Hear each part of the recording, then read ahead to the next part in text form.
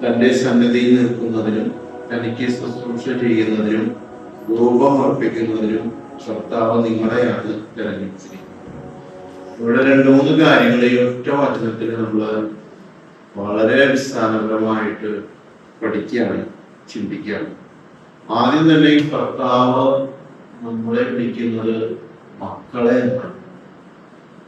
നമ്മളെയൊക്കെ മക്കളെ എന്ന് വിളിച്ചിട്ട് അഭിസംബോധന ചെയ്യുന്ന ഒരു സ്വരം ഇന്നത്തെ കാലത്ത് അത് നിന്ന് പോയിരിക്കുക, അന്യമായി പോയിരിക്കുക അല്ലെ.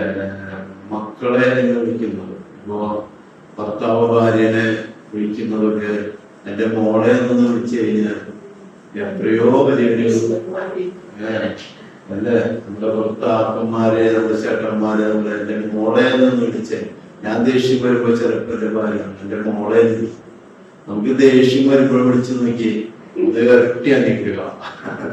ദേഷ്യം വരുമ്പോ ഈ നശിച്ച സാധനം പറയും, അല്ലെങ്കിൽ കുരുത്തം കെട്ടുന്നൊക്കെ പറയും. അതിനേക്കാൾ എത്രയും മധുരം എന്നറിയാം. ഇങ്ങനെ ഒരു ഭയങ്കര ഒരു ടെക്നിക്കാണ്. എന്റെ മക്കളെ എന്ന് വിളിക്കും, എന്റെ മോളെ, എന്റെ മോനെ എന്നൊക്കെ ഒന്ന് വിളിച്ചു കഴിഞ്ഞാൽ അവിടെ സ്വർഗം ഇറങ്ങുന്ന ഒരു അനുഭവം ഉണ്ടാവും. സ്വർഗം ഇറങ്ങുന്ന ഒരു അനുഭവം. അപ്പൊ മക്കളെ എന്ന് പറയുന്ന ദൈവം നമ്മളെ ഏത് തെറ്റ് ചെയ്താലും, ഏത് കുറ്റം ചെയ്താലും, എവിടെ വഴി തെറ്റിപ്പോയാലും, എങ്ങനെ തലതിരിഞ്ഞ് നടന്നാലും നോക്കി ആ കർത്താവിന്റെ ഒരു ഭാഷ നോക്കി കർത്താവ് നമ്മളോട് പറയാണ് എന്റെ മക്കളെ എന്നാണ് നമ്മളെ വിളിക്കുന്നത്.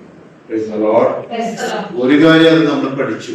മക്കളെ എന്ന് വിളിച്ച ദൈവം നിങ്ങൾ ഇനി അനാസ്ഥ കാണിക്കരുത്. എന്താ കർത്താവ് പറഞ്ഞത്? നിങ്ങൾ ഇനി അനാസ്ഥ കാണിക്കരുത്. ഇനി അനാസ്ഥ കാണിക്കരുതെന്നാണ്. അതിന്റെ അർത്ഥം എന്താ? അതിന്റെ അർത്ഥം ഇത്രയുള്ളൂ.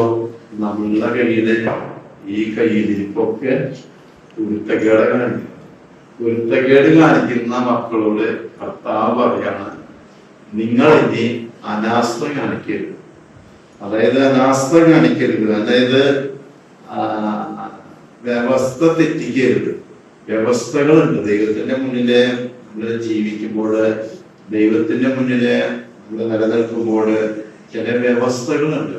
ആ കണ്ടീഷൻസ് തെറ്റിക്കരുതെന്നാണ് അതെന്ന് പറയുന്നത്. നിങ്ങളെ അനാസ്ഥ കാണിക്കരുത്.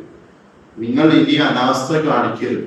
അതിന്റെ അർത്ഥം ഞാനും നിങ്ങൾ അനാസ്ഥ കാണിക്കുന്നുണ്ട്, ഇനി കാണിക്കരുത്. കാരണം ഓരോ വാക്കുകളും നമ്മൾ പഠിക്കുമ്പോഴും കേൾക്കുമ്പോഴേ നമുക്ക് അതിന്റെ അറിവ് കിട്ടുന്നത്. അറിവ് കിട്ടുമ്പോഴാണ് നമുക്ക് നമ്മുടെ ജീവിതത്തിലെ മാറ്റങ്ങൾ